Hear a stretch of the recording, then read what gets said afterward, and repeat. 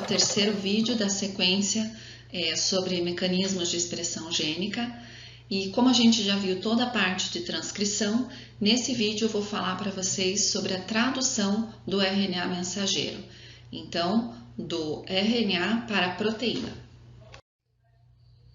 Essa imagem foi a que eu terminei o vídeo anterior, né? Então, a gente viu lá que mostra o RNA mensageiro saindo do núcleo, que foi a última coisa que a gente viu, e o processo de tradução sendo feito pelo ribossomo e dependente de um outro tipo de RNA, aqui o RNA transportador.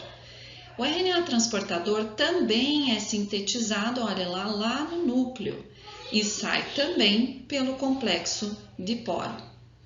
E aí mostra finalmente a cadeia polipeptídica recém-sintetizada aqui por esse ribossomo, tá? Então é esse processo aqui que a gente vai entender agora nesse vídeo.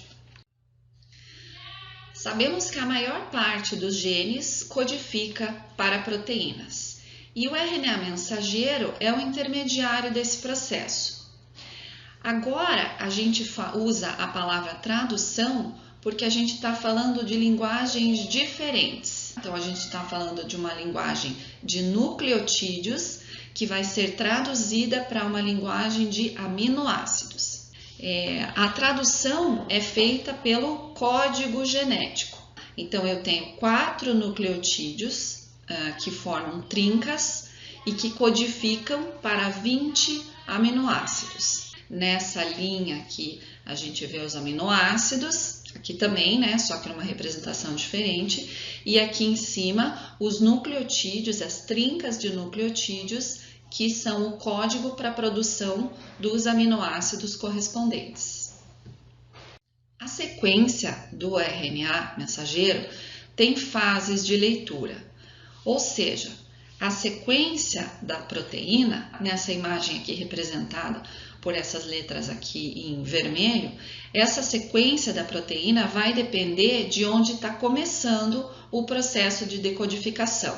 Então, aqui, se começou dessa citosina, formou essas trincas que codificam essa sequência de aminoácidos. Se começou aqui do segundo aminoácido, da uracila, formou trincas completamente diferentes que vão gerar aminoácidos e, consequentemente, uma proteína totalmente diferente. Normalmente, somente uma fase de leitura codifica a proteína necessária.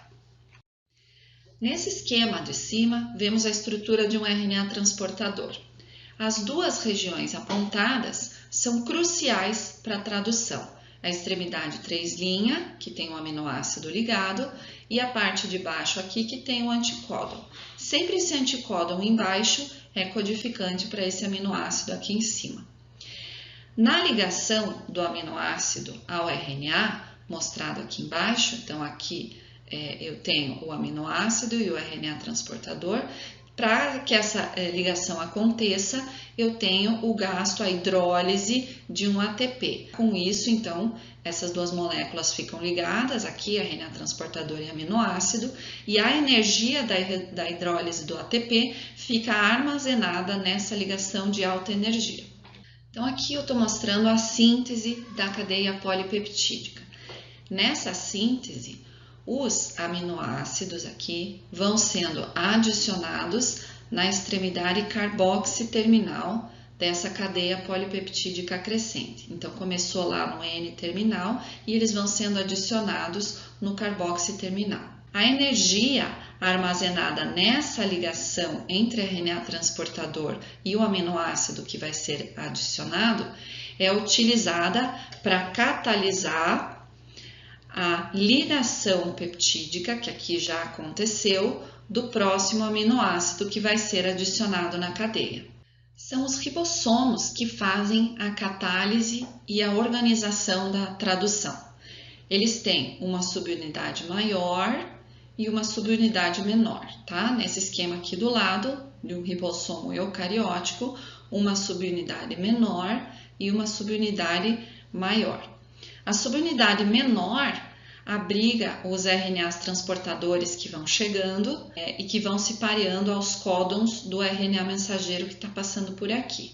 a subunidade maior catalisa a formação das ligações peptídicas e elas só funcionam juntas. No ribossomo, são 3 sítios de ligação aos RNAs transportadores: sítio E, sítio P e sítio A.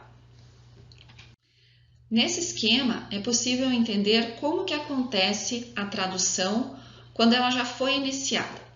Então vejam aqui que ela já foi iniciada, eu já tenho uma cadeia polipeptídica crescente aqui. E eu também já tenho 2 RNAs transportadores ligados, um no sítio P, outro no sítio A. Então nessa primeira etapa, o RNA transportador correspondente a esse códon aqui do RNA mensageiro já chegou e se ligou aqui no sítio A. Nessa segunda etapa, acontece a formação da ligação peptídica entre os aminoácidos 3 e 4. Lembrem-se que a energia para a formação dessa ligação peptídica veio dessa ligação de alta energia aqui. Então, como aqui embaixo eu já não tenho mais essa ligação aqui de alta energia, esse aminoácido aqui já está solto do seu RNA transportador. Na terceira etapa, a subunidade maior aqui do ribossomo vai se movimentar na direção 3' do RNA mensageiro, fazendo com que o RNA transportador que estava no sítio P passe agora a estar no sítio A e o que estava no sítio A vai passar a ficar no sítio P. A seguir, na etapa 4, é a subunidade menor que se transloca. Nesse momento, o RNA transportador que estava aqui no sítio E é ejetado e o sítio A passa a ficar livre para a ligação aqui na próxima etapa de um novo RNA transportador correspondente a esse códon aqui, e aí isso vai começar tudo de novo lá do início. Esse processo acontece a uma velocidade de 2 aminoácidos adicionados por segundo.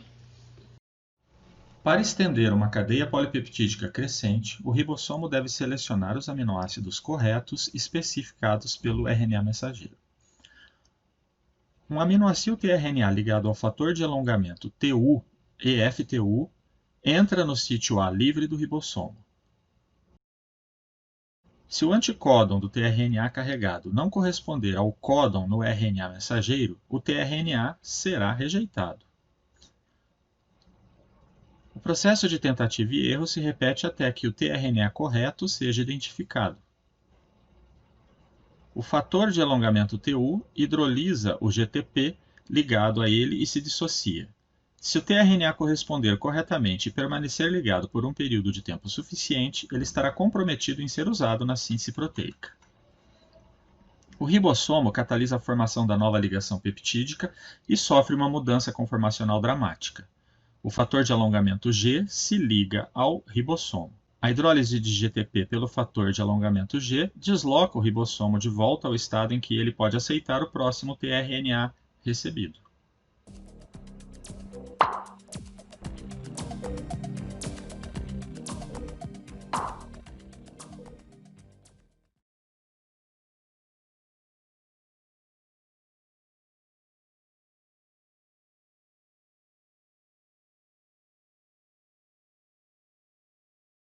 Bom, se a gente já entendeu como o básico da tradução acontece no slide anterior, vamos entender como que ela se inicia e como que ela é terminada. É a iniciação da tradução que vai definir a fase de leitura. Isso é muito importante. Então, essa fase de iniciação é essencial que aconteça de maneira certa.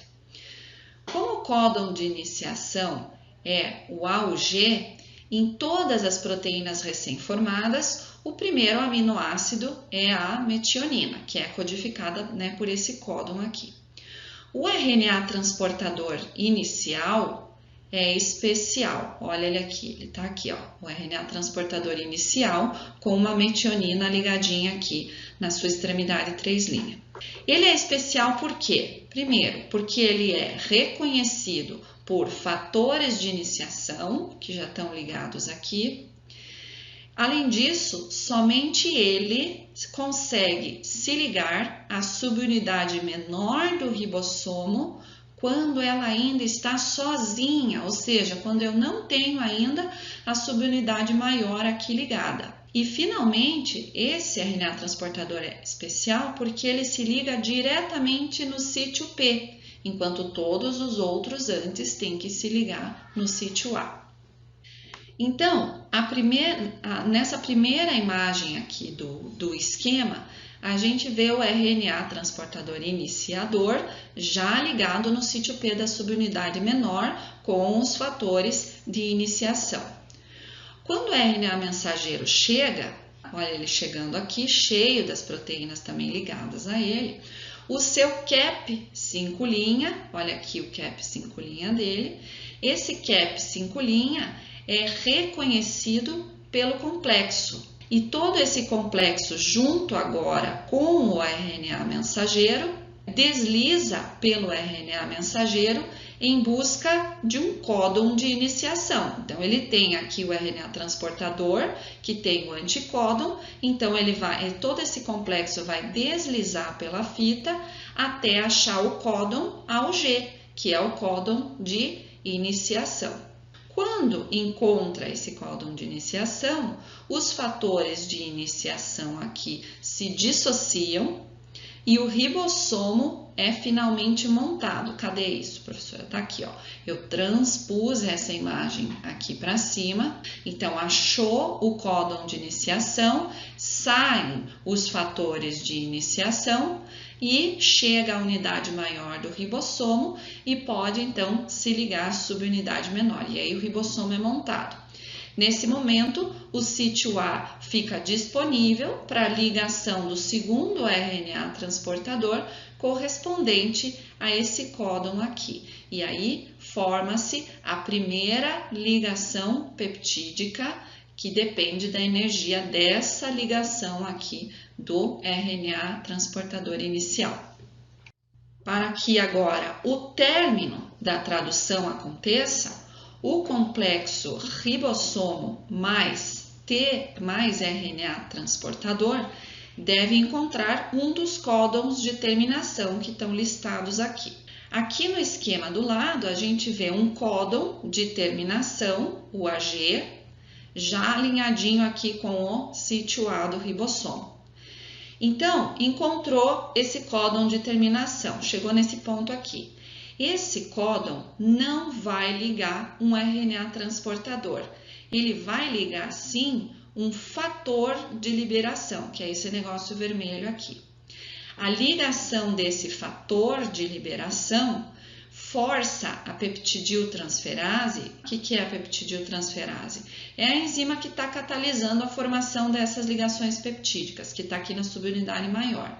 Então, quando esse fator de liberação se liga aqui, força essa enzima a adicionar água, olha aqui em cima, transpus aqui, ó. Então, em vez de adicionar um aminoácido, é adicionado água no final da cadeia polipeptídica, nessa extremidade carboxiterminal aqui. Com isso, a tradução termina, o peptídeo é liberado e todo o complexo se desfaz. Então, tanto subunidade menor quanto maior e todos esses fatores aqui.